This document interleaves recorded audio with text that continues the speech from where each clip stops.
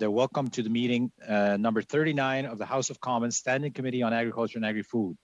Pursuant to the order of reference of Wednesday, March 10th, 2021, and the motion adopted by the committee on May 11th, 2021, the committee is commencing the clause-by-clause consideration of Bill C-205, an act to amend the Health of Animals Act. Today's meeting is taking place in a hybrid format pursuant to the House Order of January 25th, 2021, and therefore members are attending in person in the room and remotely using the Zoom application. The proceedings will be made available via the House of Commons website. So you are aware, the webcast will always show the person speaking rather than the entirety of the committee. I would like to take this opportunity to remind all participants to this meeting that screenshots or taking photo of your screen is not permitted. To ensure that the meeting runs smoothly, I'd like to share some rules with you. Before taking the floor, please wait till I recognize you. If you're taking part by video conference, please click on your mic to turn it on. The participants' mics in the room will be controlled by the deliberations officer. I'll remind you that all members and witnesses' observations must go through the chair. When you don't have the floor, please do mute your microphones. Okay. Notes on the motion. So I think, Cody, you have your hand up. You want to... Thank you, Mr. Chair.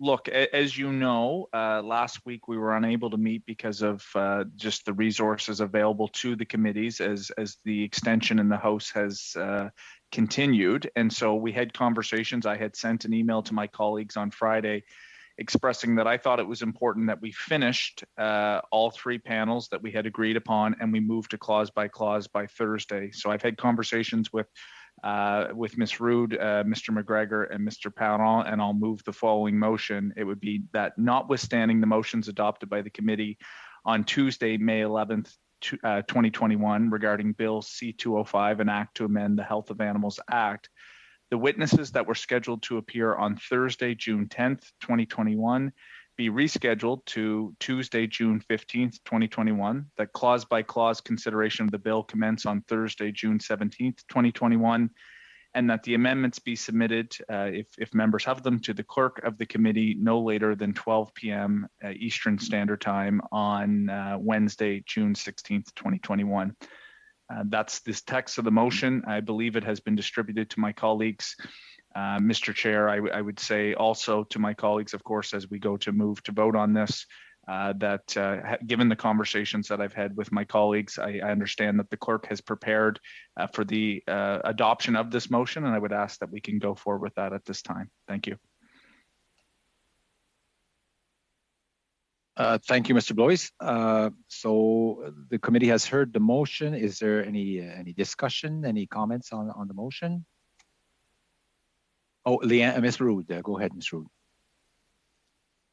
Thank you, Chair. I did have conversations as well with Mr. Blois and Mr. McGregor, and while I appreciate that we wanted to hear all of the witnesses, I had suggested a friendly amendment that we hear from a full panel of witnesses for 1 hour today, and then move into clause by clause to ensure that we can finish this bill and report it back to the House before the end of this sitting session.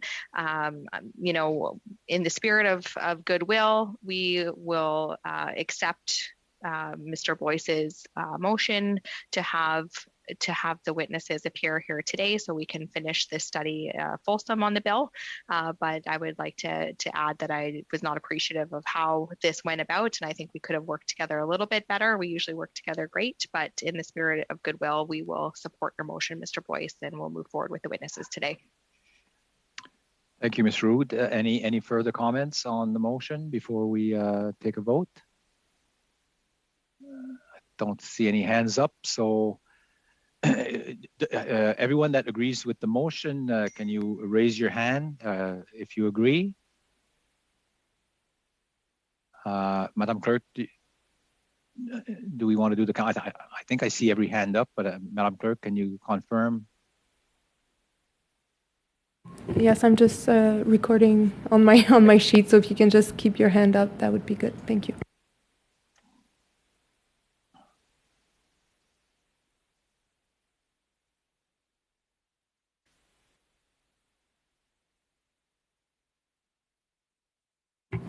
So thank you. So that's 11 yeas. Okay, thank you. So motion adopted. So probably at this time we may. So in order to get to, so we're going to change to a witness panel where we'll let our witness in, and they'll have to do the sound check. So maybe I'll just suspend, and once it's ready, we'll go back. Mr. Blois, did you have something to add? And I see Mr. Steinley also. Well, just to thank Ms. Rood, I know that we do want to focus on getting this bill back to the House, and my hope is that we'll be able to do that concretely once we finish up on Thursday. I would note that Mr. Kamal, I think is his name, is here from CFIA. My understanding, and the clerk can explain this, that there was supposed to be 2 witnesses for the first panel. I think it was Ms. Lazar that was unable to be able to be here today. If it pleases the committee and the other members, perhaps if Mr. Kamal is willing, perhaps he could sit and be available. I believe he has testified, and if that goes against what the committee wants, then it certainly will not proceed in that way, or if that's what Mr. Kamal doesn't want either. But given the fact that he was here on the basis that that motion may or may not have passed, he does have some expertise from CFIA, but if not, I'm happy just to proceed with what the clerk has available.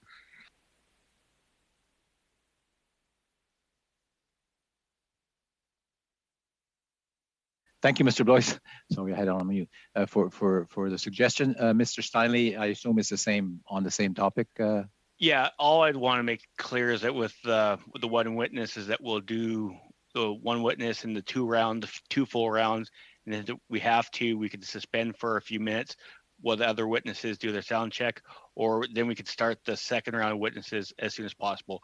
Mr. Kamal has been a witness already, and I appreciate his expertise, but he's already been a witness. So I'm just hoping the plan would be we go with the one witness, do the 2 full rounds, and if the opportunity is there, maybe start the second round a bit sooner, as soon as we could, would be my suggestion, if that's okay. Okay, I don't see no other hands, so we'll have to decide if, so Mr. Blois' suggestion, Mr. Drouin, allez-y. Yeah, I will side with Mr. Steinley on this one. No disrespect to the gentleman from CFIA, but we have heard his testimony, and we should give priority to those who haven't had the opportunity to appear. Okay, I guess, so any other comments on that? I think I don't see any other comments. Are we, so is everybody agreed to continue as we had planned? You can maybe raise your hand if you agree that we just go ahead with the plan, the original plan. Okay, it looks like we have a majority on that. So we'll just, so Mr. Kamel, I certainly thank you for taking the time to join us today. And we'll certainly see you probably Thursday with the clause by clause. And it's no disrespect or not because we wouldn't want you here, but we'll just concentrate on the other guests. So thank you so much for joining us today, Mr. Kamel. Not a problem, sir. No hard feelings. Thank you so much. Okay, thank you. Bye-bye. Okay, well, so with that. We'll go right to our witness. We'll suspend. I don't know if the witness is ready or not, Madam Clerk. Do you want to suspend? Yes, if you could suspend, and then we'll resume after. Okay, just hang in there, guys. It shouldn't be too long, so we'll just suspend the meeting for now.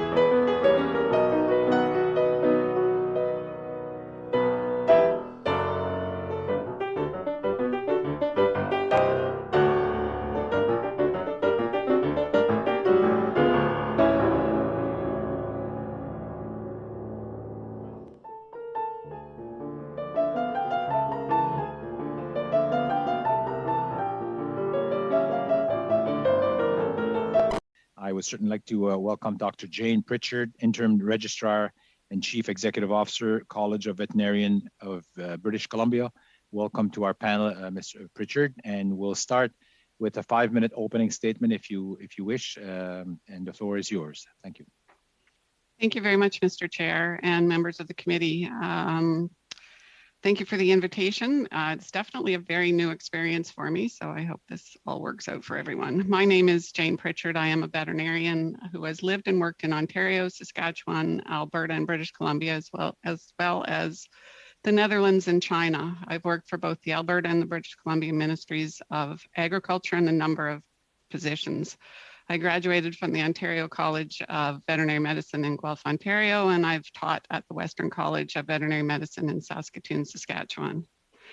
Early in my career, I worked in traditional small animal practice, equine, and mixed animal practice in British Columbia. I moved many times in my career, and my CV looks like I couldn't hold a job, but I've been a diagnostic pathologist in 3 different laboratories in Canada, a field veterinarian in Southern Alberta, a beef specialist, a public health veterinarian, a director of veterinary diagnostic laboratories, a regulator of dairy farms, fur farms, and game farms, the chief veterinary officer for British Columbia, and the chair of the Canadian Council of Chief Veterinarians, as well as a member of the National Farm Animal Health and Welfare Council and the executive director of the Plant and Animal Health Branch with the BC Ministry of Agriculture. I am currently the interim registrar for the College of Veterinarians in BC. This was a post-retirement whim job. Please understand, though, that today I do not speak for any of the organizations that I've previously or currently worked for. I speak as someone who has worked for many years to ensure animal welfare and biosecurity, though. In December 2014, I was the Chief Veterinary Officer for the director of the Provincial Veterinary Diagnostic Lab in BC when the Fraser Valley experienced an outbreak of pathogenic avian influenza. The poultry industry had done a lot of work and survived to 2014 after the 2004 outbreak because of the lessons they had learned during that outbreak. They had enhanced their biosecurity. They had developed strong traceability, and they had learned to quarantine. Biosecurity has remained a significant part of my work in British Columbia with the constant threat of avian influenza within the Fraser Valley and the poultry industry, but also the swine industry as they met new challenges from new diseases with porcine epidemic diarrhea and now African swine fever. Throughout my pretty varied career, I have remained committed to animal welfare. I was directly involved in bringing in the national standards for slaughter without stunning in Canada, upgrading the BC mink farming regulations to be able to enforce the National Mink Code of Practice on farms. And I am currently serving on the working group tasked with, my dog is not going to bark, tasked with the review and revision of the National Dairy Code of Practice. And this despite of never having animal welfare as part of my job description. I support holding our livestock producers accountable for transparency in their actions and also for the humane treatment of all the animals raised on our farms. And I have always endorsed the use of science to guide the industry in determining what is good welfare. Equally, I take issue with the disregard for animal welfare by animal activists that trespass, occupy, and threaten public safety while terrorizing livestock and breaching biosecurity on farms in Canada. I support anything that will prevent these vigilante acts and inflict trauma on the animals, the individuals, and the farm families. To me, these acts are nothing short of cruel. I'm sharing this so you're aware of what has informed and influenced my remarks today, and I hope that I can be helpful. Thank you so much, Dr. Pritchard. And usually we have more than one witness on here, so all the attention will be to you, but our members are all collegiate and respectful, and take your time. It will be good. Although I will be, don't feel that I'm interrupting. If your time is up, I'll try and let you finish the sentence, but I might be cutting you off so that I don't, so that all our members have a chance. So with that, we'll go to our first panel, and Mr. Barlow, who's the sponsor of the bill, will lead off with a 6-minute question. Go ahead, Mr. Barlow. Thank you very much, Mr. Chair, and thank you, Ms. Pritchard. Don't feel any pressure whatsoever that you are literally in the spotlight for the next hour, but certainly it's great to have somebody with your experience and knowledge in this field to provide us with some great insights. I wanted to touch on some of the things that we've heard so far, and to get your opinion on what you feel is possible. We certainly heard from CFIA officials that Bill C-205 would be difficult to implement and enforce due to current resources. But you talked about the avian swine, or the avian flu that was in the Fraser Valley in 2014. We've certainly seen the impact of BSE and the concerns with African swine fever. But also I kind of tie it back to COVID, where if anything that we've learned that when you prioritize something from government officials and they're given the right direction and adequate resources, that you can overcome some obstacles. And would you feel that with the right resources and understanding the potential risk that is there, that with the right priorities, that C-205 can be implemented and enforced? Certainly, I am not an expert in saying what resources the CFI have available to them and don't have available to them. But my personal interpretation, reading the bill through, and as a person who's supported the development of regulation and continues in a career that regulates, I guess there's a couple of ways of looking at it to me. And if I was writing the guiding notes on this and someone was putting together the regulation, I think it could be interpreted that as long as the person who has entered the premises or the enclosed space or building did not follow the required biosecurity processes for that building, then they have broached the biosecurity, because the standards for every barn, for all of the industries that I've worked with, every barn has a standard. If you don't follow that standard, then essentially to me, you are broaching it. So there, and if there's also a trespass and a documented trespass, that CFIA wouldn't be documenting the trespass, that the biosecurity issue could be addressed quite simply by whether protocols were followed or not followed. Yeah, thank you for that. And I want to go back to that last comment that you made in your introduction about, these acts are nothing short of cruel, and you want to support anything that will address, the stress and mental health anxiety that this has on the farm family processors, but also on the animals themselves. How important is it, in your opinion, Dr. Pritchard, in your experience, that the federal government show some leadership here and have this type of legislation that will, if anything, act as a deterrent and show those activist groups that there are consequences when you do not follow biosecurity protocol, and you kind of cross that line to going onto private property into enclosed spaces and do this unlawful activity? How important is it for the federal government to show leadership here and have those deterrents in place? I guess two things really. One, having the additional federal legislation always helps, because federal trumps provincial, and so showing that there's clear support at the federal level always helps as a provincial enforcer. It's always helped to have that backup. I think the other part of it, though, is that the federal legislation, pardon the term, but piles on. So there is an additional deterrent that's brought in, but also, my experience with developing national policy versus provincial policy is that it's always better to have something where it doesn't change from province to province. And so there is no excuse for going, oh, well, it was different in BC. And so, it's just, I was unaware. That I was unaware excuse is something that provincial legislatures sometimes face, because people have crossed jurisdictions and there isn't a consistency between them. So certainly with animal welfare and animal health, we we really appreciate anything where it develops consistency across the provinces. Yeah, I think that's something we've certainly spoken about at this committee. Is some provinces like BC, for example, are in the process of putting in legislation to address trespassing. But in BC and Manitoba, it hasn't passed yet. So only Alberta and Ontario, from my understanding, are the only two. So you have no consistency across the country, which I think why this is so important. But you also touched on the fact that one of the incidences we had a group of protesters go from a hog farm in Abbotsford to a turkey farm in Alberta.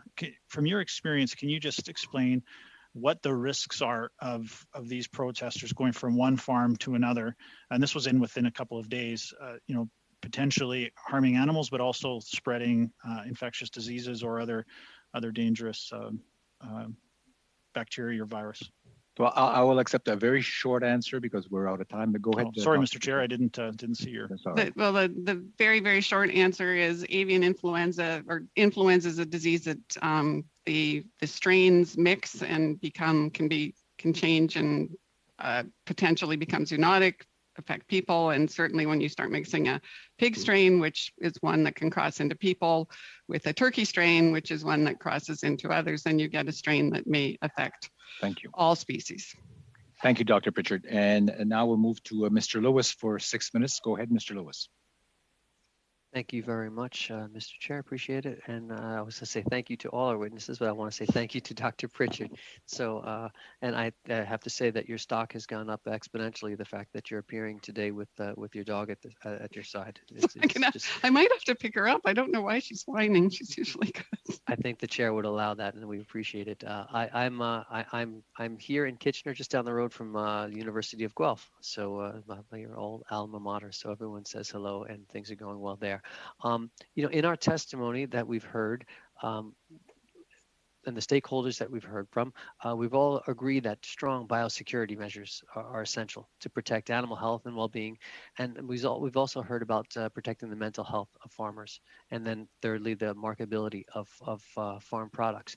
But a lot of the testimony we've heard is saying that the introduction of a pathogen or a pest in Canadian livestock is most likely through routine animal health management practices, such as moving animals between herds or flocks without appropriate biosecurity measures, or movement of service providers in previous contact with other animals and environments, or movement of contaminated equipment or manure carcasses. We've heard wildlife vectors, herds being close to wild animals. Is there a way you can kind of broadly give the prevalence, an order of prevalence, or the major root causes of biosecurity issues?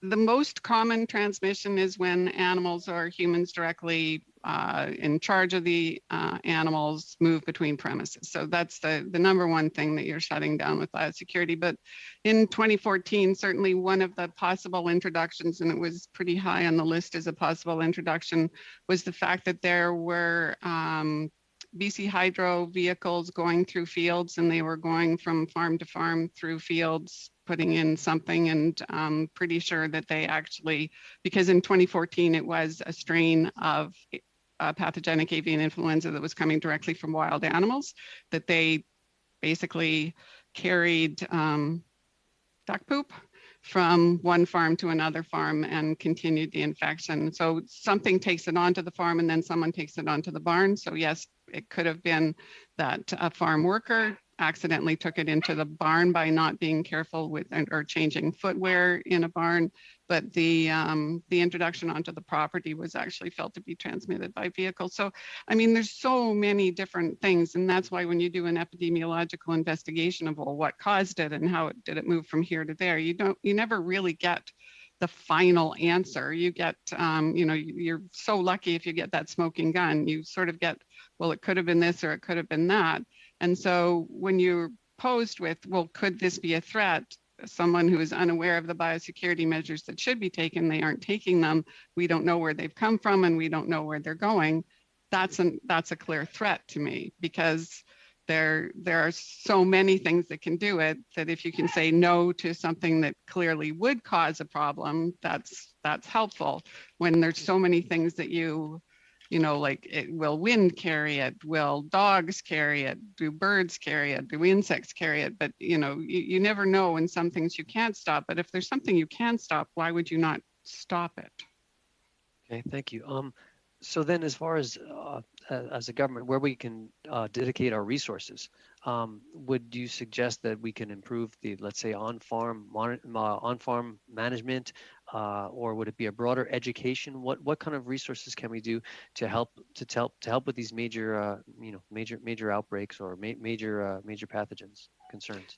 Most of the industries are addressing that. I mean, it's in self-interest to remain viable as an industry. And so when you look at, my personal experience is closest with swine and poultry in the Fraser Valley. But if you're going on to a poultry farm in the Fraser Valley, and this is anyone going into the barn, there's an ante room, there's a line on the going before you go into the barn where you have to change your footwear and your outer clothing, and you can't be on a barn as a veterinarian. You can't be in another barn that day, and you have to have changed everything in between.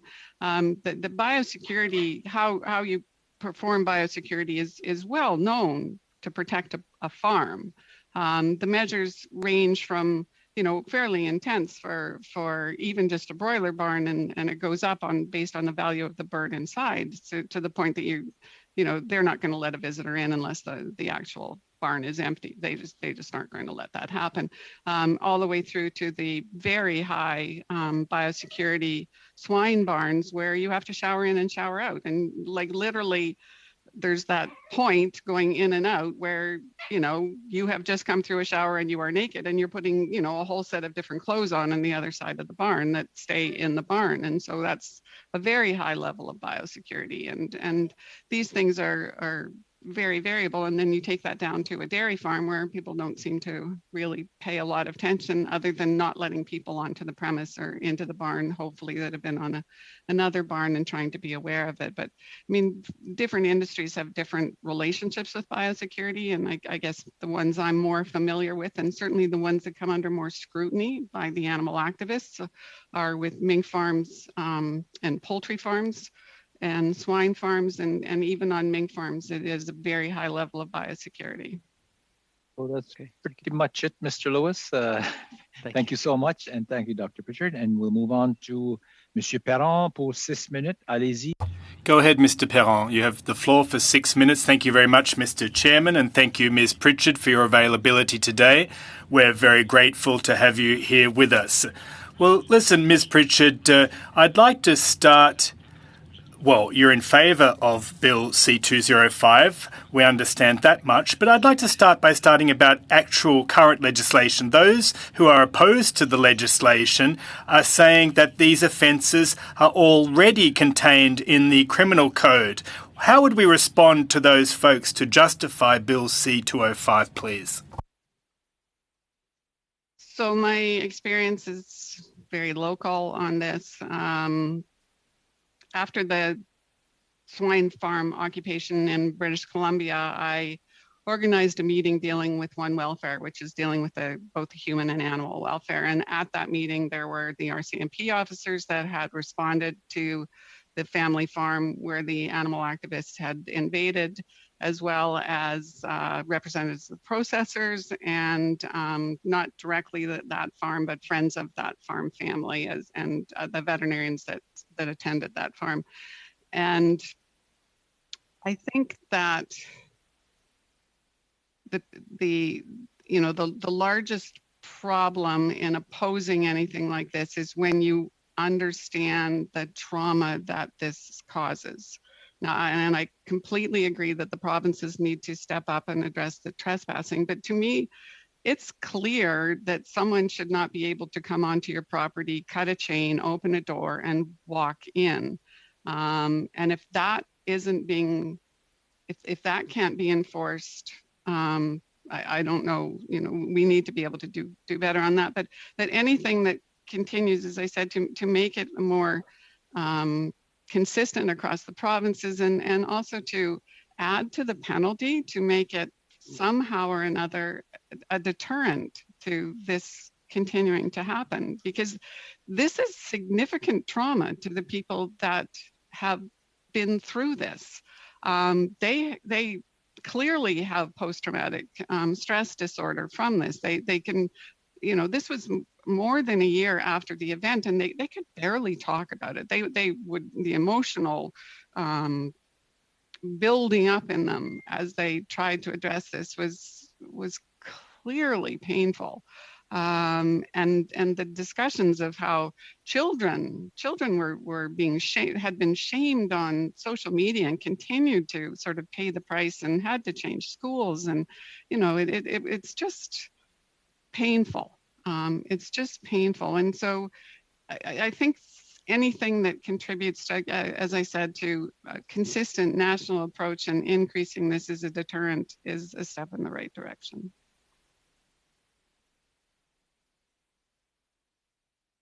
Merci. Well, thank you. You referred to PTSD. Do you believe that unfortunate events might occur in the wake of that? We don't know what folks might do when they feel threatened on their properties, do we? Farmers are farmers. Certainly, I wouldn't say that's about ranchers in some provinces, because when animal identification came in, I felt a little threatened going on to some ranches. But farmers aren't going to take this into their own hands. I have never heard a farmer say that they are going to do that. What they do say is, when my neighbor is impacted, I am going to go and stand beside them. And as the purchasers of the processors have, some just walked away from them when they were impacted, but the ones who stood up and said that they want to help, they stand beside. They come out and they literally stand on the property and show that the farmer is not alone in this, that the bullying is unacceptable. Merci beaucoup. Thank you. I'd like to come back to the provincial legislation enforcement. According to many witnesses, there are enforcement issues, including proving that damage occurred. Now, that would be one of the strengths of C205. It would take away that burden of proof. And if I understood you correctly in your opening remarks, we could rely on the fact that the rules were not abided by, and that would be evidence of an offence, and that would mean that there'd be no burden of proof. Did I understand you correctly?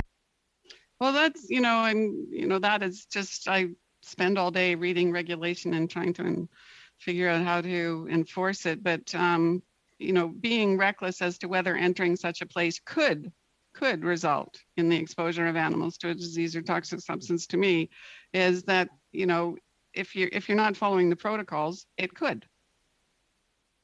But I feel the burden of proof is not to show that a disease was transmitted, but that it could have been transmitted. And so I feel that bar for burden of proof is much lower. D'accord. Merci beaucoup.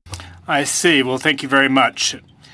Earlier, you also said that you're not a CFI specialist, but do you think that there could be an effective partnership with local police forces that might note that an offence has been committed? Very quickly, please. With a very quick answer. Very quickly, the RCMP wishes to have that kind of a relationship. When I've spoken to the officers, certainly in the Fraser Valley, but there is not a lot of resources for them to develop that expertise and support. But definitely we all work together when we have disease outbreaks. I'm sure there's a way of doing it. Thank you, Dr. Pritchard. Merci, Monsieur Perron. Now, Mr. McGregor for 6 minutes. Go ahead, Mr. McGregor. Thank you so much, Chair, and thank you, Dr. Pritchard, for informing this committee as we examine Bill C-205.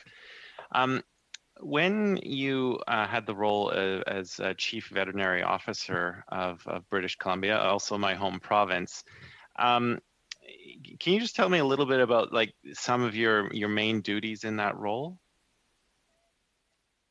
So that was one of 3 hats that I wore, and the duties get a little gray in between. So I was replaced by 3 people when I retired. But as the chief veterinary officer, the primary duty is basically to advise the Minister of Agriculture and the government, and to enforce the what was brought in under, I guess, while I was in there, the new the new act to protect animals. And so, you know, it's a lot of being aware of what's going on. When you get into the relationship that I had with avian influenza in 2014, a lot of what I was doing was simply being the spokesperson as the CVO, because I was getting all of the information.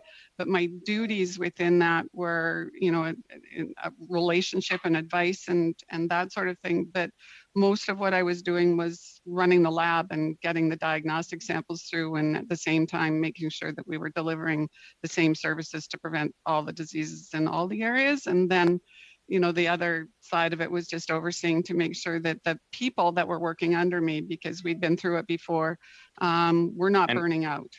And Dr. Pritchard, during that time, you know, in the conversations you had with the Minister of Agriculture and other departmental officials, did you ever at that time discuss any shortcomings of the existing Health of Animals Act? Like, did you see a gap that C205 is now trying to fill at that time? Not specifically, but the current Health of Animals Act in British Columbia, the chief veterinary officer is all powerful once an emergency is declared. And so there's a tremendous amount of power that falls onto the shoulders of the chief veterinary officer to be able to do things without even having written approval or putting it in writing. You can do all kinds of things verbally. So that there's a great deal of power that is very onerous to carry. But certainly the act itself provides so much power that you weren't looking for anything else to support it. But outside of that, certainly in dealing with an occasion where animal activists went in and broke into a mink farm and let mink out and filmed them, and it was just horrible. And that was a family farm. Yeah, was looking for something more there. I guess one of the struggles that we've been having with competing witness testimony thus far is the question over jurisdiction, because, you know, property and civil rights fall under provincial jurisdiction, which is why they make the trespass laws. And of course, biosecurity is definitely an applicable federal criminal law power, you know, trying to prohibit a public health evil and bringing in the prohibitions to stop it. I guess in your view, is the issue that we're trying to address here an issue of trespassing on farms and causing all of that unrest on farms that farmers have to deal with often by themselves for a few hours before enforcement comes, or are we really legitimately trying to plug a hole in existing biosecurity gaps right now?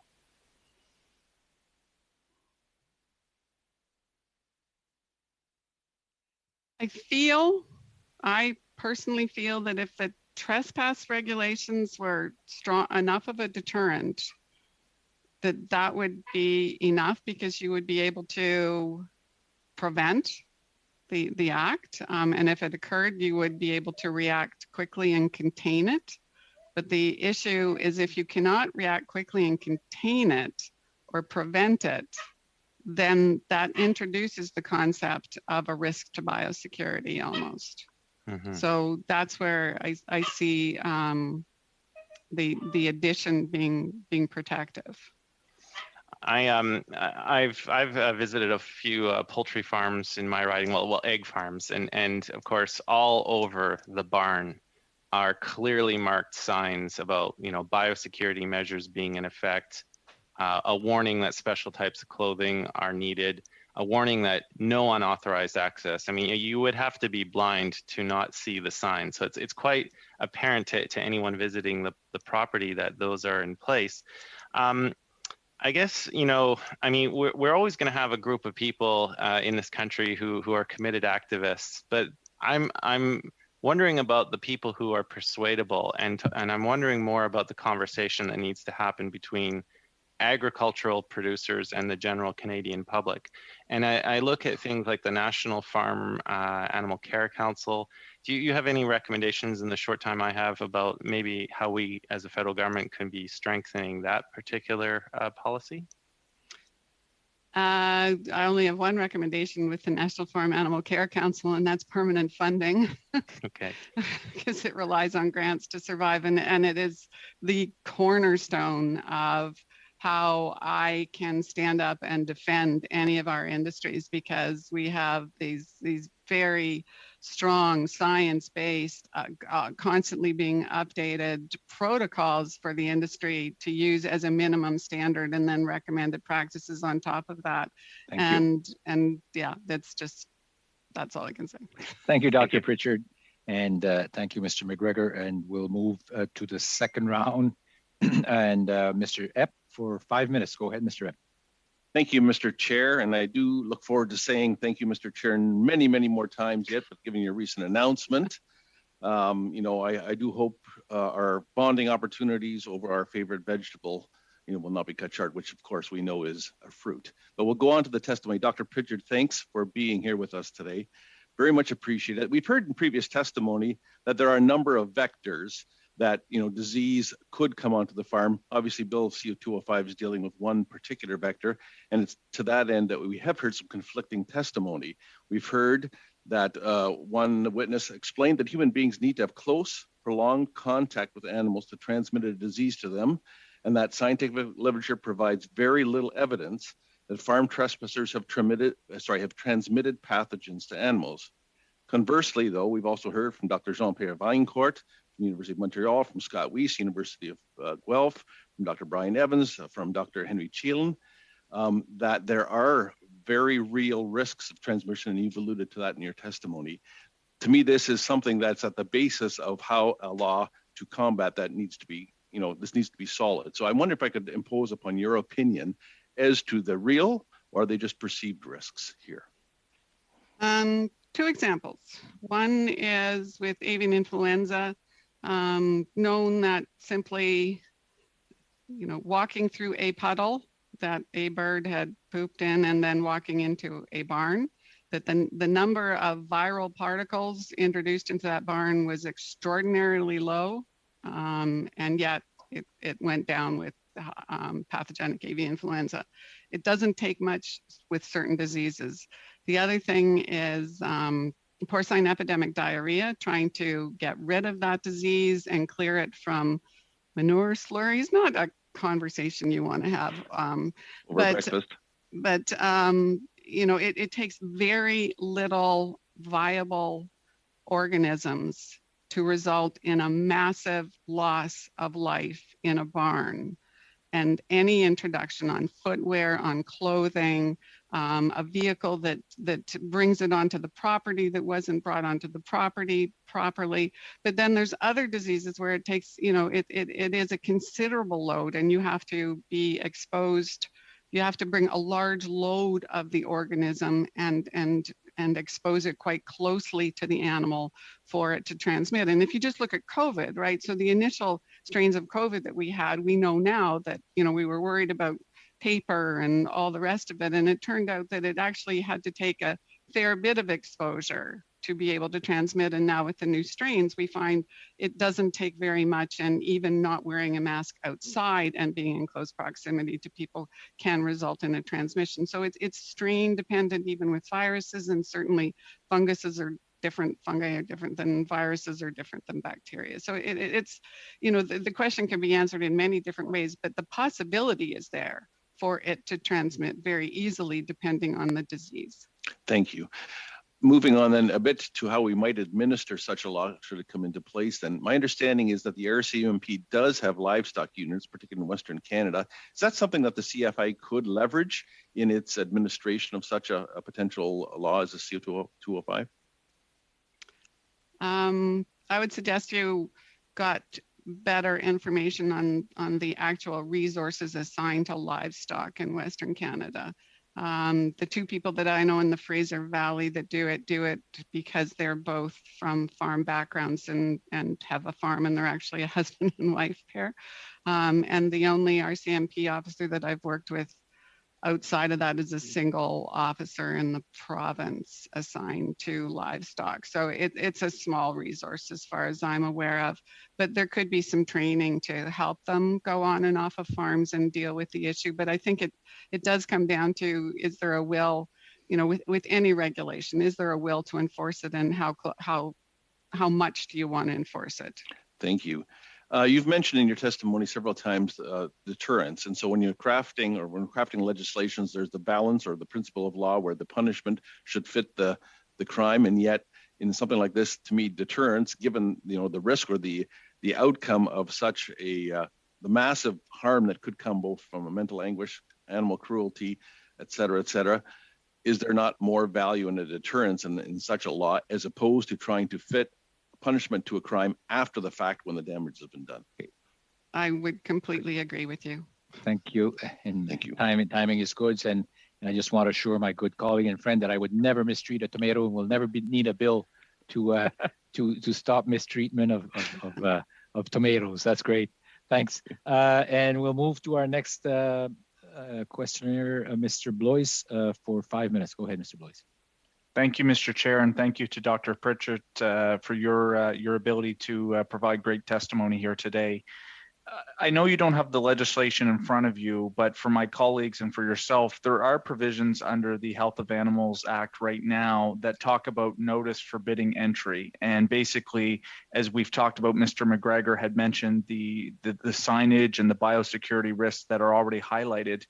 There is a prohibition under the Act that already says no person shall knowingly enter a building or other enclosed place in contravention of a notice affixed under this section unless the person has a right of entry or way into the building or a place or any part thereof, an inspector or an officer has the authorized entry. So that language is very similar to what we have here in Mr. Barlow's bill, and the penalties under the Act are very similar. You just said, sometimes it's about the will to enforce the provisions. Do you think that perhaps we just have to try to have more will to basically enforce what might already be on the Act? I don't think I get paid enough for that question. That's very complicated. I guess I looked at this and being familiar with the legislation that you're referring to, that there must be a point where it wasn't easy to enforce, and this was to make it easier to enforce. And I've dealt with that where the language is there that supports it within the regulation or the bylaw or whatever it was I was having to enforce, but it was not clear enough that the basically that the government or the did not want to enforce it the way it was because it was not going to stand up. Okay, and was that the federal government, just to be sure, Mr. That was provincial. Oh, provincial, okay. And not related to this, but when I see something like this coming in, an amendment like this, sort of an amendment kind of thing like this, or an addition, I guess my default is, well, someone needed it, okay. so you could build the case more easily. No, I appreciate, I know you don't have the Act in front of you. I think it'll be something we'll have to reflect on as a committee moving forward about whether or not there has to be clear instructions to the provisions that might already be there. You mentioned as part of your testimony earlier that you had conversations with some animal and healthcare groups as part of your background and your history. What impression did you have from those conversations that you had about some of the activists that might go on farm, about their knowledge that they are putting biosecurity at risk? I mean, obviously, as much as I might not agree with some of the ideology, I think intrinsically some activists think that this is something that's beneficial for the animals. You've mentioned the harm that can occur. How adept are these particular organizations or individuals about knowing that they are indeed putting biosecurity at risk when they do these particular acts? Limited exposure, speaking from small experiences. So I I have spoken after farm invasions to people who obviously were part of the invasion, who have called me up because they as the chief veterinary officer of the province of British Columbia, you've got to stop this. You've got to do something. I want to help. What can I do? And so I've spent in the hour that it takes to explain animal welfare and what's in place already to be able to and support it, and how these standards are developed and why we enforce these standards, and and that they're standards and they are enforced, and you can look at something and not, if you don't understand it, you can't understand what's being done.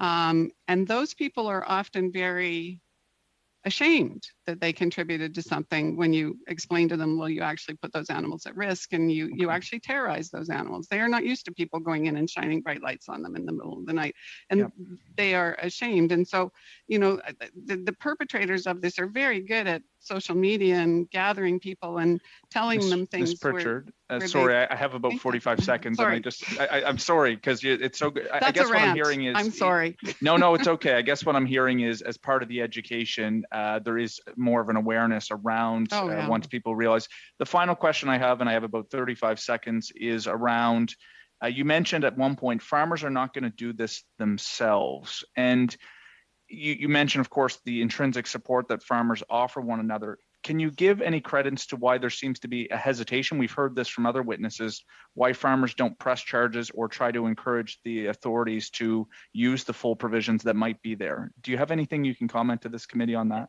And a quick answer, if you can, Dr. Pritchard. All I can speak to is I know the mink industry never prosecutes them because they don't want anyone to know where they are. Thank you, Dr. Pritchard, and thank you, Mr. Blois. And now we'll go to Monsieur Perron pour 5 minutes. 5 minutes, Mr. Perron. 2.5 minutes, not 5 minutes, 2.5 minutes. Thank you very much, Mr. Chair. I'll fill that up very quickly. Ms. Pritchard, I'd like to hear your take. Well, you talked about those folks that take part in these trespassing, and they say that there need to be whistleblowers. And we've heard briefs that this legislation is a gag order, that we want to limit freedom of expression of those who are afraid of mistreatment of animals occurring.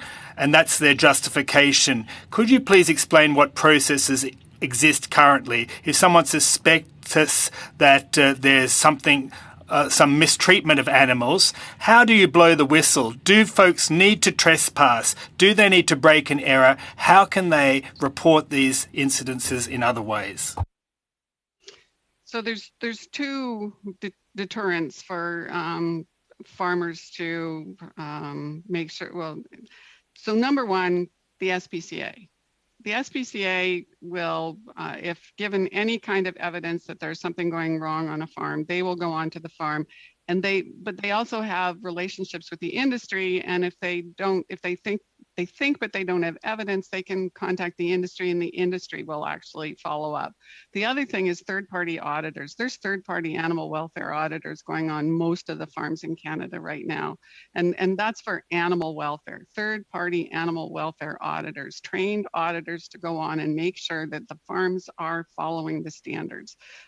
Dairy industry, cattle industry, I mean, even the ones that don't have high biosecurity and are a little more not under the spotlight, third-party animal welfare auditors and the BCSPCA.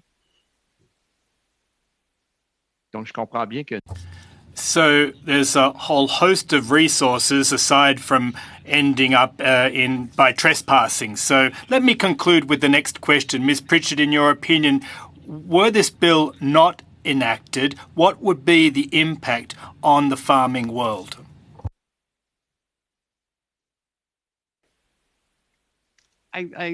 Crystal ball is not working for that very well for me, sorry. I guess I just hope that whatever comes out of all of these discussions contributes to the deterrence being placed so that these acts stop. Thank you, Dr. Pritchard. Merci, Monsieur Perron. And now Mr. McGregor for 2.5 minutes. Go ahead, Mr. McGregor. Thank you, Chair. Dr. Pritchard, from a lot of the animal activist groups, they have been saying that, they do say that respecting property rights is incredibly important. Okay. And it's good to see. Oh, Chair, I think you're annoyed. We have heard that statement.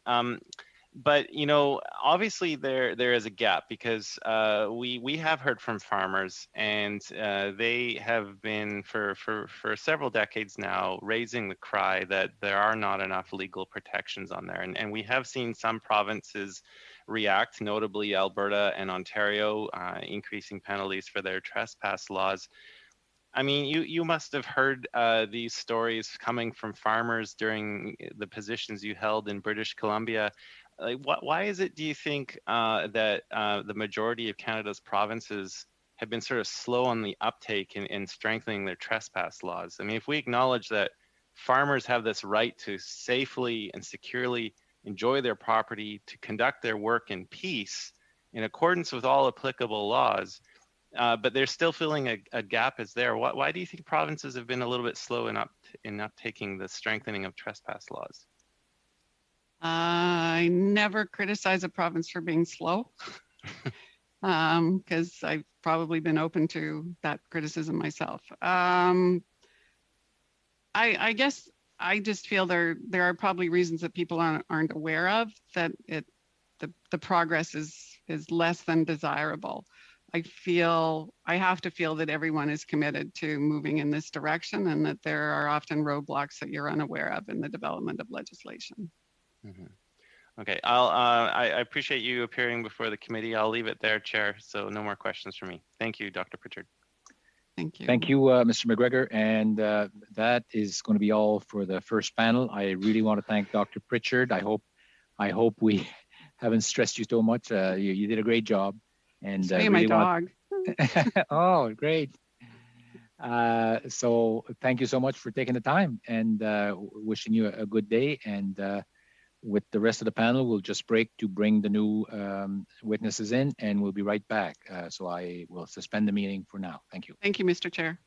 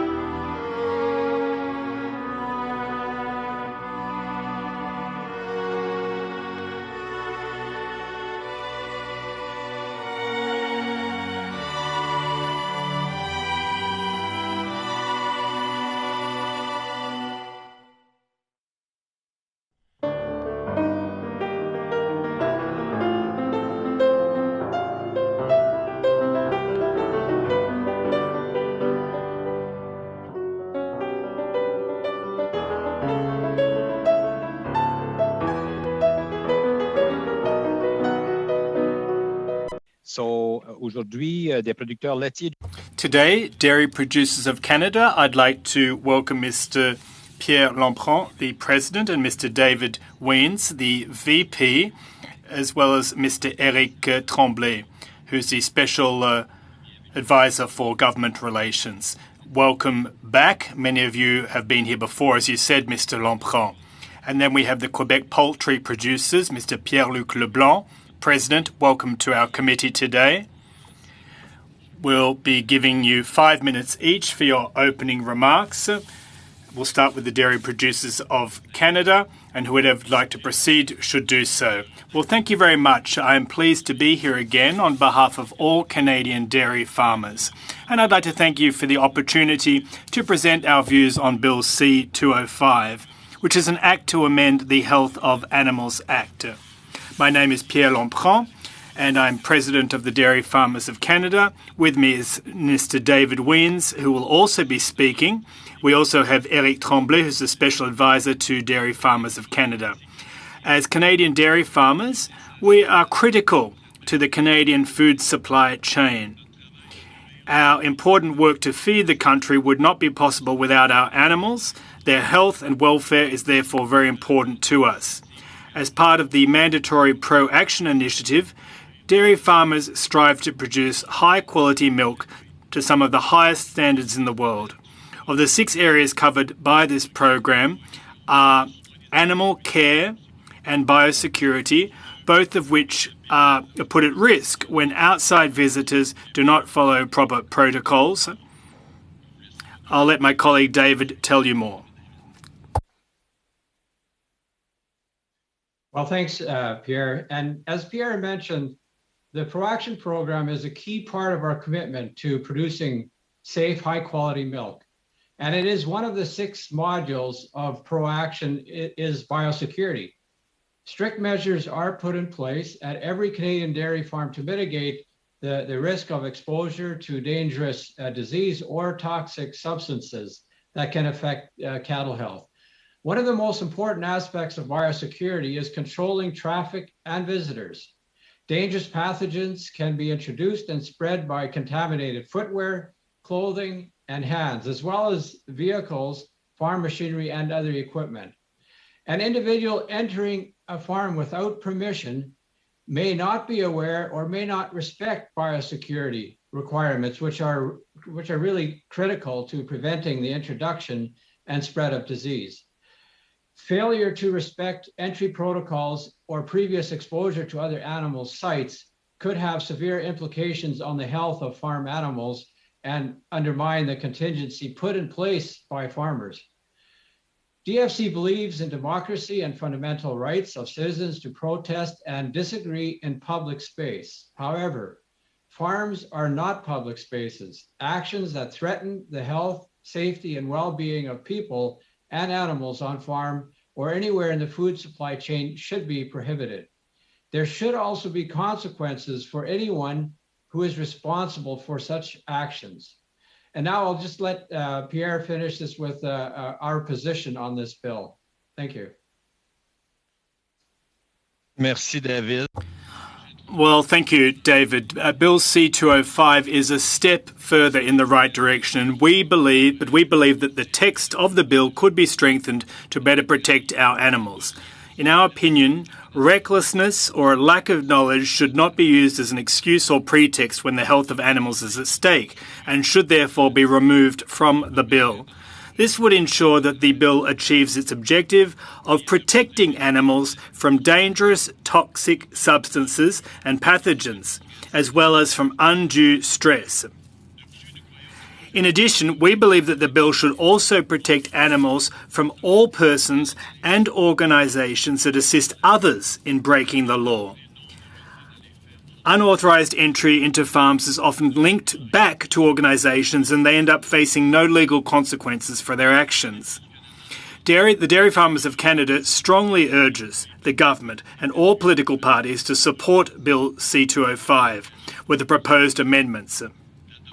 Now, passage of this bill will ensure that all farm animals are protected from unauthorised entry and trespassing on farms. This would decrease the risk of dangerous animal diseases, and the legislation would also provide a legal framework to reinforce the steps dairy farmers are already taking to protect the health of our animals through the ProAction program. Thank you again, and we'd be pleased to answer your questions. Thank you very much, Mr. Lampron, Dairy Farmers of Canada. 5 minutes for the Quebec poultry farmers. Mr. Leblanc, the floor is yours. Thank you very much, Mr. Chairman, honourable members of the Standing Committee on Agriculture and Agri-Foods, ladies and gentlemen. Hello, everyone. On behalf of the 731 farmers, chicken and turkey that we represent, I'd like to thank the committee for giving us the opportunity to speak about Bill C-205 today, which is an important piece of legislation to better protect our farms from the risks and consequences of trespassing on farms. Let me start by making a few remarks about our organisation. The EVQ represents 650 chicken farmers, 157 turkey farmers that raise their birds with care by abiding by strict animal welfare and health rules. We provide over 30,000 direct and indirect jobs and provide for $2 billion in GDP annually. It's a true economic driver of the economic vitality of our regions. The reason we're here before you today is first and foremost to give you a better sense of the risks of trespassing in animal enclosures such as ours. The health and well-being of our farms and our farmers and our animals is such that trespassing may have major ramifications on our farms and also our society more broadly, including jeopardizing the food safety protection programs, biosecurity and other standards that relate to our poultry and turkey and chickens. The CFIA has been fine-tuning these guidelines over the years, and constant efforts are being made by chicken and turkey farmers to ensure that they are enforced, particularly when it comes to suppliers who come to the facilities where the birds are raised. You probably guessed it right that trespassing on these facilities jeopardizes the protocols that are put in place by all farmers across Quebec, which the aim of which is to safeguard Quebec's highest standards, which are well known on the world stage. Turkeys are very sensitive to any intrusion in their living space. Sometimes this leads to death by asphyxiation and also a huddling effect. And they also end up sometimes feeding and drinking less. The undue stress due to trespassing can very quickly lead to a loss of 15 to 20% of birds due to this huddling effects. Now, there are other mid-term effects, and that is the appearance of diseases if biosecurity norms are not upheld. There's a whole string of diseases such as avian influenza, the ILT, and mycoplasmosis that occur when human beings enter farms and biosecurity protocols are not followed. The avian influenza is one of those diseases, and it is a major ramification for the health of humans, animals, and also the economy if there is a breakout. If there is such disease due to trespassing without farmers becoming aware of it, this disease may spread very quickly before corrective actions are put in place. That further complicates the job of health authorities. This kind of disease will also lead to humanitarian slaughtering, which is an unfortunate decision which flies in the face of the commitment of farmers of chicken and turkey, which is to safeguard food production in Canada. A third risk is financial loss. Now, to understand what the spread of a disease means, you just need to take a look at a Quebec disease control team when there was an outbreak in the Beauce of the ILT in 2010. This outbreak started in one single barn and then spread to over 20 municipalities, many farms across the region and spread like wildfire. 1.8 birds had to be vaccinated as a result. And there was a high rate of mortality and a whole lot of measures had to be put in place to protect the poultry sector, costing about $2 million. Moreover, it's relevant to note that the Quebec poultry farmers have specialized equipment to protect the well-being of these birds, and often they are destroyed in the case of trespassing and break and entry by these activists. That has major ramifications on our farms that, for example, no longer have any heating or cooling facilities. Now, our farmers are also very stressed and afraid when there is trespassing. Mr. Leblanc, if you could bring your remarks to a close because we have questions and answers, please.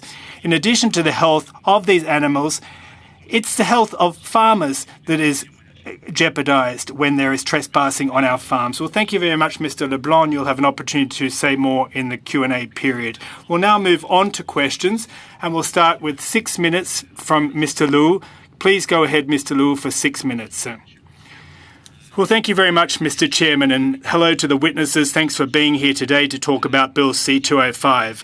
My question is for Mr. Lampron, or one of the other Dairy Farmers of Canada representatives. We know that when you appeared previously, well, in 2020, the Agriculture Minister categorized these trespassing incidences as absolutely egregious and inadmissible. Have you had any exchanges with the Minister, if I'm not mistaken, since February 2020 about this issue, and what is her approach in relation to this issue, please?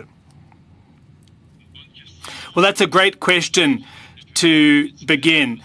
I know that it's perhaps highly politicized, but I don't know what these discussions are at this point. I can't speak to what stage we're at right now, but perhaps Mr. Tremblay has an answer. Yes, thank you very much, Mr. Chairman. To my knowledge, there's been no further discussion of this topic since the conference last year.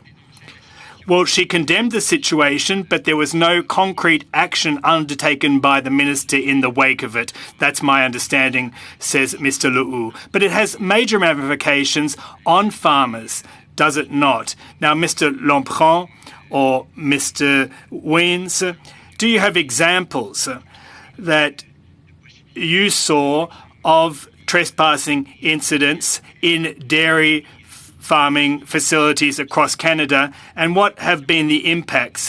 We referred earlier to mental health at the end of your remarks, and I'd like to turn to the poultry producers in a moment, but you have concrete examples that were cited by your members. Well, I'll start, and then perhaps David can take a stab at this question. Now, as I said in my opening remarks, we implemented ProAction, which is a mandatory program for all farmers. There are protocols and measures that have to be followed to protect animals, as it turns out. Now, when there are offences committed, such as trespassing or unauthorised entry, well, there are risks and hazards. I'm not aware of specific cases, perhaps David is, but as we said early, the upshot of it is that it's undue stress. This hurts the animals, it affects the farmers, perhaps chickens and poultry, aren't as susceptible as the livestock, but anything that can hurt animal welfare is important to factor in. Mr. Weens, would you have anything to say about this? Well, there's, certainly. We've had an experience here in Manitoba a few years ago where there was a barn fire and the farm lost a significant number of cows, and they were under threat by people wanting to come onto the farm and protest. So as other dairy farmers, we came there and helped stand in the way of protesters coming onto the farm. The farm family was already devastated by the loss of these animals, and then to have people come intrude in on that is, I thought, was very insensitive and it puts farmers in a very, very difficult situation. Merci, Monsieur Vice. Thank you very much, Mr. Vice. Mr. Leblanc, welcome again. The poultry producers, we know that you have biosecurity procedures which are very strict. Now,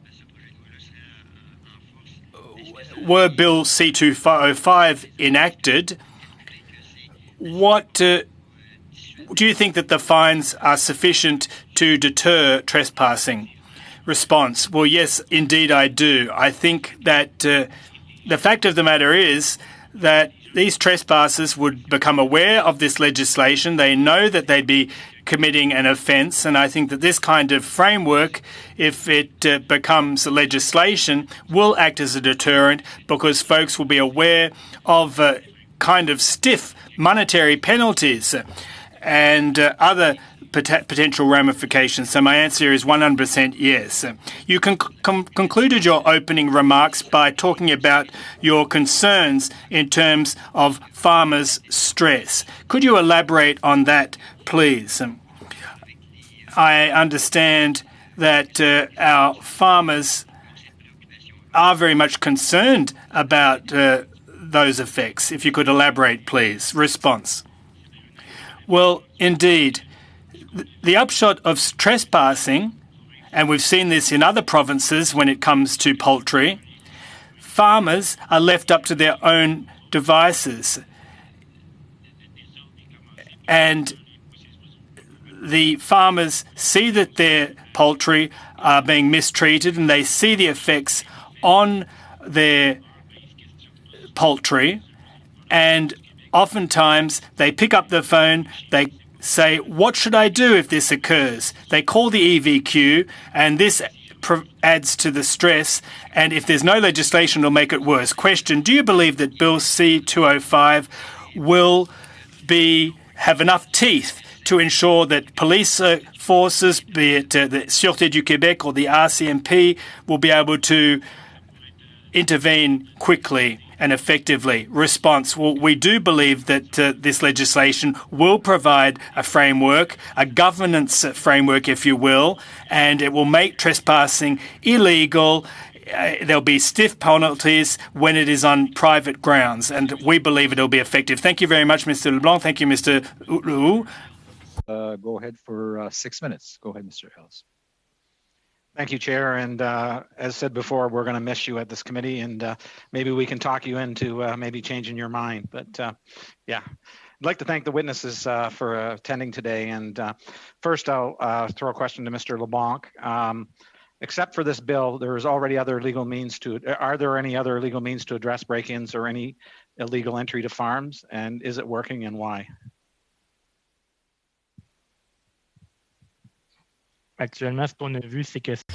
Well, currently, we believe there's been far too much flexibility. And in one of our farms in my region, one of the farmers was left up to his own devices. And the Sûreté du Québec police force didn't know what to do, how to withdraw these activists from the premises. It was complicated, so I think the legislation will make it clear to police forces what they need to do and how they can do it. We talked about threats, and I believe it was yourself, Mr. LeBlanc, or it was the other witnesses. Is trespassing one of the main threats for your industry?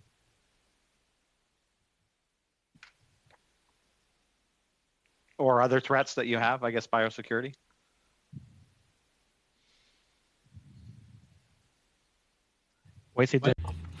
Well, yes, that's an excellent question you've just asked. Trespassing is a threat, as I said earlier, in the case of turkeys, when there is huddling of these birds, because the birds all of a sudden get very afraid. Now, one doesn't exclude the other. If someone does trespass and they don't adhere to the proper biosecurity protocols, such as putting on the right outfit, changing boots and footwear so that no disease is brought to the farm, well, the result of that is a whole host of other issues, such as the avian influenza and the ILT. So these are two major issues you've raised for the Quebec poultry producers. The same is true for the dairy farmers of Canada. Any of the disease that enters a farm is very damaging. We have biosecurity norms that are put in place. We've seen with COVID what has occurred, and we certainly want to prevent other diseases from entering our farms. Okay, thank you for that answer. Mr. LeBlanc touched on at the end of his testimony about mental health for farmers. And so I'd like to ask the question to the dairy farmers. Do you believe, and this is coming, I guess, even from the Ontario Federation of Agriculture, do you believe Bill 205 addresses critical issues such as mental health? Well, it's a huge concern for us, obviously, because we do feel the stress of people coming onto the farm. And one of the things that we see some strengthening needed is there should be the requirement to have knowledge of what they're doing or recklessness. Like those things should be removed, because to plead ignorance is unacceptable because of the damage it causes. There is huge stress on farms. We feel extremely vulnerable, and then to have people come on and simply claim ignorance and destroy, help to destroy the animals on the farm, that is simply unacceptable. Thank you for your answer to that. And I guess this could go to whoever wants to maybe weigh in on this. Farmers' concerns have prompted provincial governments in Ontario, Alberta, Saskatchewan, and Manitoba to pursue more stringent measures to protect farm owners and producers, including by increasing trespassing fines. Agriculture is an area of shared jurisdiction between Canada and its provincial partners. The Ontario pork producers mentioned in Ontario with the enactment of Bill 156, Security from Trespass and Protecting Food Safety Act of 2020, pork producers as well as other in the agri-food sector now have protection in Ontario. Have either of you contacted our provincial counterparts and spoke to a bill that might be similar to what other provinces are now enacting? I don't know who wants to start with that one. Well, certainly there's been some work done in the provinces. I am from Manitoba, for instance, and I spoke on a similar bill there. And yes, we've come from a point where farmers or landowners were expected to address trespassing on their own. I'm not sure, and yet at the same time, farmers were actually held liable for anything that might happen to anyone who trespassed. So those kind of laws have been very difficult, and now it is being reconsidered. So my concern in all of this is that if we don't have some kind of a national framework around here, there's going to be varying degrees of legislation on this in different provinces, and it allows people who want to target farms to pick the jurisdictions where there's the least consequence for their actions, and that's a huge concern. Okay. Mr. LeBlanc, did you want to touch on that question also? Well, yes, indeed. We're already working very hard when it comes to biosecurity with the provincial government to put in place appropriate standards so that animal welfare is preserved. The work has already begun in harmony with the Ministry for Agriculture in Quebec to ensure that animal welfare regulations are adhered to everywhere. And merci, Monsieur Leblanc. And now we'll go to Monsieur Perron for 6 minutes. Allez-y, Monsieur Perron. Merci beaucoup. Thank you very much, Mr. Chairman, and thanks to the witnesses for being here. I'm delighted to see you all back around the table. Mr. Leblanc, let me start with you. Earlier you said that when the police intervened in Quebec, they didn't know how to act or what to do. How do you explain that? Many witnesses have told us that there's already legislation in Quebec that protects against trespassing. How can you explain that this isn't being enforced or they're having trouble enforcing it? Response. Well, when the case occurred at a farm near my place, it took a long time for the police to intervene to get the trespassers off the premises and obviously very clearly to us, well, first and foremost, it took a long time to occur. This legislation first will deter these trespassers from coming to the premises, and once they have in fact trespassed on private territory or grounds, they don't hang around because the police will be able to intervene very quickly. So first and foremost, this legislation should be a deterrent, and the upshot of that is less undue stress on animals and farmers. Well, that'll be very tough to manage.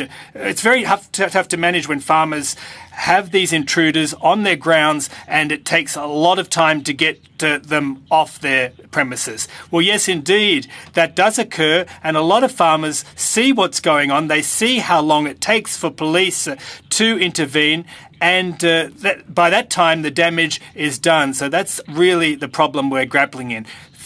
Question, do you think that were this legislation not enacted, or at least amended and passed, that there will be other ramifications? Response, well, this legislation is crucial to our minds. Legislation can always be improved over time. There's no worries there. But once this legislation passes, it needs to protect not just our farmers, but also our poultry and our chicken and our turkey that we want to, of course, keep in good shape, healthy and free of undue stress. Well, thank you. A lot of witnesses have said that farmers, after incidents, were reluctant to report them, and that it was highly complicated because of the current legislation. Do you think that this new legislation will make it less ambiguous? The fact is that when there are intruders on a farm, well, there might not be any criminal act, engaged in at that stage, but it might occur in the long term. Response. This legislation really fits the bill to my mind, and I think that with this legislation, we'll have the tools we need to make sure that the legislation is enforced. Mr. Lampron, does the current wording of the legislation suggest the same effects to your mind? Well, response, obviously we've proposed 2 amendments, and Mr. Tremblay can clarify this from a legal standpoint. But if the individual says, oh, I wasn't aware that this would hurt the animals, well, of course, we would like that part of the bill to be deleted. And as David said, often these offences are perpetrated by highly organised groups. So we don't want them to end up targeting provinces where the legislation doesn't have as much teeth. Now, you can imagine if someone came to your house and trespassed in your garden, or even worse, was sitting there watching television in your living room. Well, you can imagine the stress that farmers endure. I know the legislation is there to protect animals, but when you think about what occurs with the farmers, imagine if someone came into your house and sat down in front of the telly, what stress that would cause. Well, question, you referred earlier to your mandatory pro-action program. How would you respond to folks who say that we're trying to muzzle or gag whistleblowers and that some animals aren't being well treated, they're being mistreated on some farms, and we need to be able to blow the whistle? Could you please elaborate on the existing processes? Well, I'll start, but David is the expert when it comes to the Pro-Action program. It's a mandatory program that affects all farmers, and it falls under the Code of Practice, which is currently under review. And this is rooted in legislation. We want this legislation to then be incorporated into our own program. David, could you please talk more about Pro-Action and the credibility that that program has in the eyes of others? Thank you. Thank you. And certainly Pro-Action is mandatory for all dairy farms across Canada. We follow the same protocols. And the whole point of Pro-Action is to ensure that we have independent audits done on the farm and to look at, biosecurity, animal welfare, and the list goes on, ensuring that all of these things are actually happening on the code, on the farm. It's not just that's in a code somewhere, but it is being evaluated, and so it's mandatory. And of course, you have to pass, in terms of this pro-action program. So that's what we do, and the whole point of the program is to let the public know what we're doing. This scorecard is not private. It's for everyone to see, and that's the important. It was done to address any concerns that Canadians would have about how, in this case, dairy cattle are being treated, housed, and taken care of. Merci, Monsieur Perron. Thank you. Thank you, Mr. Weens. And now Mr. McGregor for 6 minutes. Go ahead, Mr. McGregor. Thank you, Chair. Thank you to our witnesses. I'm just wondering if the Dairy Farmers of Canada can just clarify the amendment for me. So it's in clause 1. Are you proposing that the sentence, quote, kept knowing that or being reckless as to whether be deleted, like both the knowing and the reckless reference? You want that removed so it just refers to anyone who's entering a place?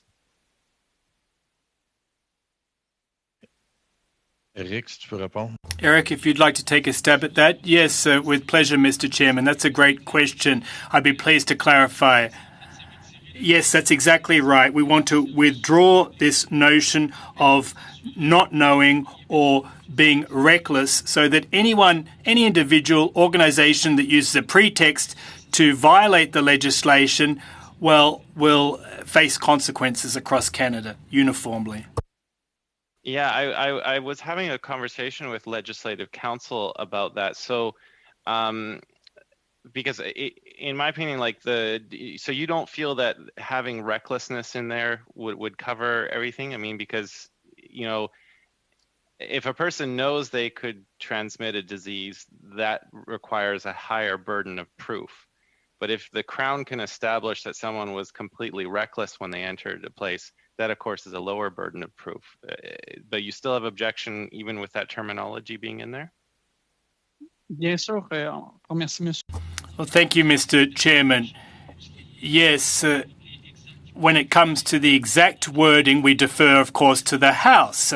We just want to ensure that the legislation has the teeth that it needs to ensure that it can be properly enforced. But to our minds, the amendment being proposed is likely to pass and would reach the objective that we are seeking.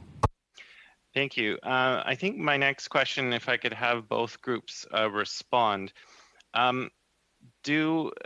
Amongst your member farmers, your producers, do your organizations have a sign policy where you recommend that farmers clearly mark their properties with a no trespassing sign or signs to the effect that there are biosecurity measures in effect? Is that a uniform policy across Canada amongst your membership so that anyone who's approaching a property is, number one, aware that trespassing is not tolerable, and number two, that strict biosecurity provisions are in effect? Would that be something that is uniform across Canada so that any would-be activist could not claim to not know?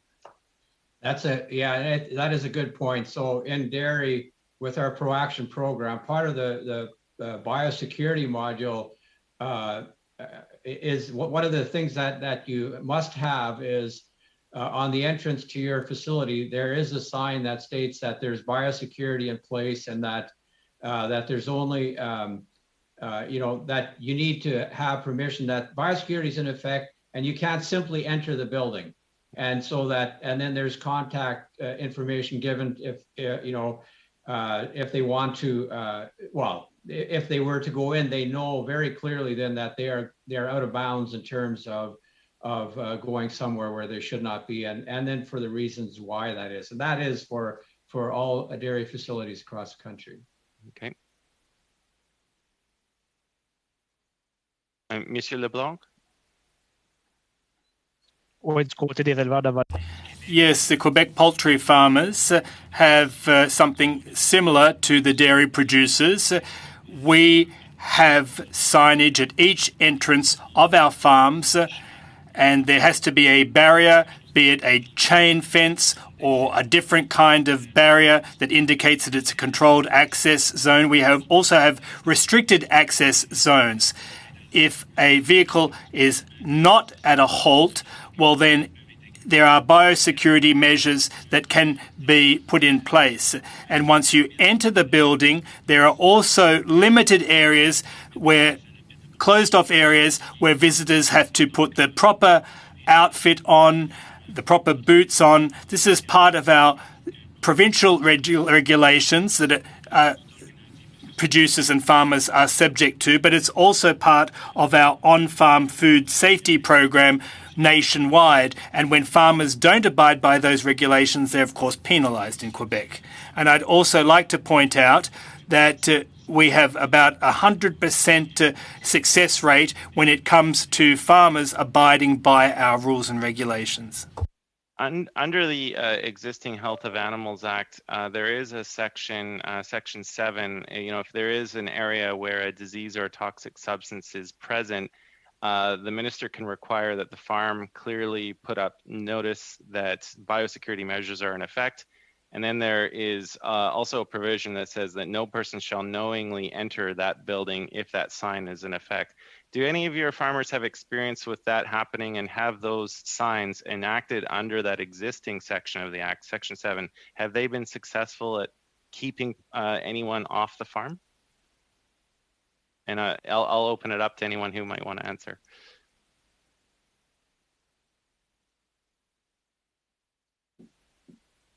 Yeah, I could maybe answer in part, or at least part of the question. I know we have had a situation where,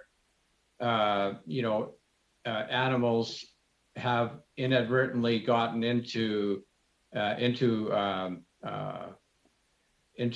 substance that obviously was not intended for animals and would obviously impact the quality of the milk. And so those farms were then they were quarantined so that nothing went on or off the farm, and there was ongoing testing done until the substance had cleared up and the milk was safe. Thank you. Things were opened up again. Thank you, Mr. Weens, and thank you, Mr. McGregor. And we'll go to our second round now. Mr. Steinley for 5 minutes. Go ahead, Mr. Steinley.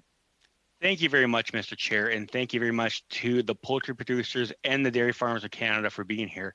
And first, I want to go on record as the Conservative Party believes that it's not the farmer's job to make sure people don't come on their property. They're doing a great job with the signage and ensuring that people know where property lines are. And sometimes, activists don't listen to signs.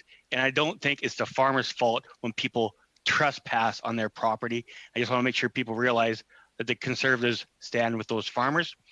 And I'm going to be very clear because I think some of my colleagues are dancing around this and asking the same question, hoping to get a different answer. So I'll ask the dairy farmers first and then the poultry farmers. Do you believe this bill will help alleviate some of the fears and stresses that are put on farmers because of these activist activities? I think it'll go a long ways towards addressing some of those concerns, because right now, like I said earlier, we're extremely vulnerable to, and we feel like we have very, very little control about who comes onto their property and what they do. Go ahead, Mr. LeBlanc. C'est la même chose. Yes, same for the Quebec poultry farmers. We have seen trespassing in the past, so obviously it's occurring in spite of this signage. So yes, indeed, I don't think that's going to fix everything and prevent these trespassers from trespassing. Well, if I could just add, I think this bill is absolutely crucial. Oh, I can't. Not enough time? No, go ahead. Well, I was just saying that it's absolutely crucial, this legislation, to ensure that farmers and their poultry and animals are safe in the long term. We feed the Canadian population, and in order to do so, we need our animals to be in good health. And we very much appreciate the work you guys all do. Second question is, one of the comments was, if this isn't a national framework, that some provinces that don't have the same laws in place might be targeted by activists. I just would like you to build on that comment because I think it's very salient right now, to the point that the federal government should show leadership on this file and have a national bill put in place. So I just want to hear comments on the fact that if this isn't nationally done, will some provinces be targeted that don't have the same laws? I would expect that would happen if because we become easy targets, and if this is going to be just a hodgepodge right across the country, organizations can easily look at what we have and then they'll approach those. And again, I mean, farmers can do nothing about it, and so to have a consistent framework across the country is absolutely going to bring a greater sense of security to farmers to be able to do what they do best. Mr. LeBlanc? Définitivement, je crois que la réponse. Well, absolutely. I think that you just got your answer. We need the legislation to be uniform from coast to coast to coast. It'll provide a strong framework, especially given that our Animal Welfare Acts and legislation are primarily Canadian pieces of legislation. And I think that it is incumbent upon the Canadian government to make sure the legislation is there across the board, and nothing prevents provincial legislation from piggybacking onto it to complement it. But at the very least, Canada needs to take a leadership role and in this respect. Thank you very much. And finally, I do have one quick comment to make. Is a previous witness said there are a lot of third-party animal welfare auditors like SPCA and other specifically industry auditors that come on farm safely and check on animal welfare. Like, there is no hidden behind the scenes producing going on dairy farms or producer farms, and there's already lots of audits being done by third parties to ensure animal safety. Could you guys confirm that? Because we heard it from a witness just before you guys came on. I just want to make sure that is on the record, that there are third party auditors ensuring animal safety on farms across the country already. Absolutely. In the dairy, we're all on through ProAction. There's this validation that happens on an ongoing basis by independent auditors, and it's and also the process has been approved by the CFIA, so it's credible, it's real, and it's a regular basis. And if you cannot, if you can't certify through that, you won't be farming for very long. Thank you, Mr. Weens. And now we'll go to Monsieur Drouin. 5 minutes, Monsieur Drouin, allez-y. Go ahead, Mr. Drouin. 5 minutes. The floor is yours. Well, thank you very much, Mr. Chairman. And I'd like to thank our witnesses here before us today. We know them very well already. Now, I'd also like to say hello to my colleague, Mr. Barlow, who is in fact, sponsor of this bill. I agree, and I think most of the members on this committee agree with the goals of this bill. Mr. Lamprand, when I visit your farm, and I know this happens back in my neck of the woods, I have to put on special overalls. I have to wash my hands. I have to wear a white cap. Why do we have to do that when, visitors visit a farm? Response. Well, that's the biosecurity protocol, so that we can prevent infections and disease. We don't know where you've been before, what place you've visited before that you might bring to the farm involuntarily, of course. That's why there are health protocols that are put in place. I see. So those protocols were developed by the dairy farmers of Canada in partnership with the governments or what? Well, I'll let David talk about that, but it was developed by producers in collaboration with different levels of governments, veterinary associations, among others. There are a lot of veterinarians on these committees. The goal, of course, is to mitigate risks. the farmers know a lot about these risks, but it's professionals that help us to prevent this disease from spreading too. Mr. Leblanc, I went and visited poultry farms on a number of occasions. Does the same apply to poultry farmers in Quebec and elsewhere in Canada? The same protocols? Well, for example, I know that if there's a fence in place, I can't go beyond that fence. Even if I announce my presence, and even if the farmer says you can come to my farm, I'm obligated to follow specific protocols that have they been developed by the poultry farmers of Canada, for example, in Quebec? Well, we follow national recommendations, but in Quebec, we have a committee comprised of veterinarians, and we ensure that the biosecurity measures that are being suggested are put in place to a large extent, because we want to ensure that there's adequate biosecurity. But in the case of trespassing in the past, we've seen folks that have forced doors open. They don't take the time to put on fresh boots and change clothes. Now, when it comes to conscientious and diligent visitors that want to do the right thing at our invitation, well, they're going to abide by the protocols. But in other cases, well, they ride roughshod over those protocols. Now, trespassing is one thing, and we're discussing it in the context of Bill C-205. But how do we put in place the tools that we need for farmers to prevent this kind of trespassing? That's what we're trying to debate here by enacting Bill C-205. Now, what about the Humane Societies or the SPCA in Quebec? I don't know what those organisations are in Quebec, but are they simply saying, we're against you, we don't want a bar of it, we don't want to discuss the matter, we're going to continue with our social media campaigns, and we just don't want to listen to what you have to say? But, when farmers are victims, it's serious. So has there been any rapprochement whatsoever between these groups of activists and farmers? Response.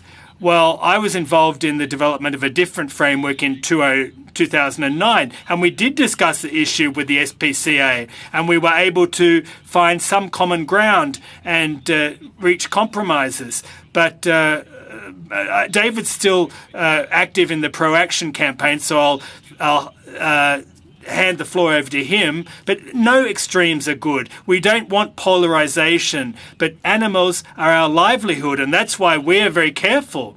Well, it's not in your interest to just forget about the welfare of your animals, is it? Because it has an impact on production on the bottom line. Yes, well, that's important, and these activists need to understand this, but that's why the legislation will be so important to us, because the law is the law is the law, and it will be developed to protect animals.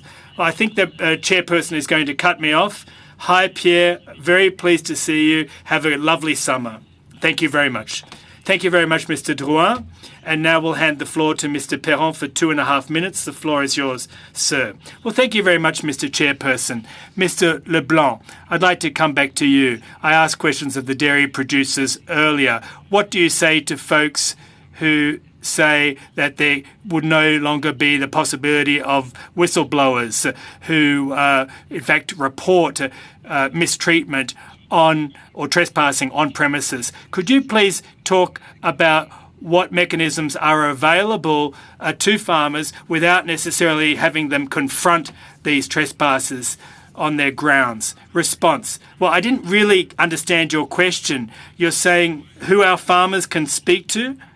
Well, let me just rephrase what I was trying to say earlier. Some folks say, well, I suspect that farmers are, for the most part, looking after their animals, they're into animal welfare, but if there is a particular case where they're fearful that farmers are mistreating animals, they're claiming that they're being muzzled. Response. Well, on some farms, there was fear that some animals had fallen ill and were not being treated, and the Ministry of Agriculture in Quebec came with its specialist team to ensure that the animal welfare protocols were being adhered to. We've seen cases of this in the past where we suspected that there was flouting of the animal welfare protocols, and we sent out specialised teams. Also, I see that action is taken pretty quickly. Absolutely, absolutely. Mr. Lomprand, I imagine you're going to tell me the same story. Response. Well, thank you. One mustn't forget that there are vets that will go and visit farms. It's a preventative measure. They have to send in reports, and as David said, you know, what benefit would we have to mistreat our animals? But there are rare cases of that occurring, and often it's people with mental health issues, I'm afraid to say, but that's mostly the issue. Mr. Leblanc, my last 15-20 seconds, what would you like to tack on to that answer so that members are better informed about how important this legislation is? Response. Well, if we wanted to add something to this legislation, we'd make it more straightforward. Trespassing is a very straightforward thing. There shouldn't be any hemming and hawing around this. As soon as a visitor is not welcome, is not invited on the grounds, there should be a mechanism, a clear mechanism in place so that they are forced to leave. And we also need stiff penalties, as we currently are seeing in this bill, to deter these trespassers at the outset from breaking and entering. Well, you know, and perhaps the fines will be less if they don't cause damage and they don't trespass at the end of the day, but it'll be a deterrent, won't it? Minutes. Go ahead, Mr. McGregor. Thank you very much, Mr. Chair. Throughout the testimony on Bill C-205, the word trespass has come up repeatedly. And, you know, I mean, under our Constitution, if you look at the exclusive jurisdiction or the exclusive powers of provincial legislatures, you see under Section 92(13) that property and civil rights are under the domain of our provincial legislatures. And under Canadian law, animals are considered property. That's a widely accepted legal interpretation, no matter which province you're in. And so I guess, you know, provinces will be very quick to speak up anytime they feel the federal government is encroaching on their jurisdiction. And I know that I have colleagues in the House of Commons who will speak up if there is even the slightest chance that the federal government is intruding on something that is clearly under provincial jurisdiction. So if we're continually using the word trespass, I guess my question to both groups is how do we square that constitutional circle if we're dealing with a crime against property, which is so clearly marked under provincial jurisdiction? Do you have any thoughts on how we square that circle? Like, because the provinces may speak up and say, well, no, you are intruding on something that is under our domain to legislate on. Do you have any thoughts on how that might be pushed back against?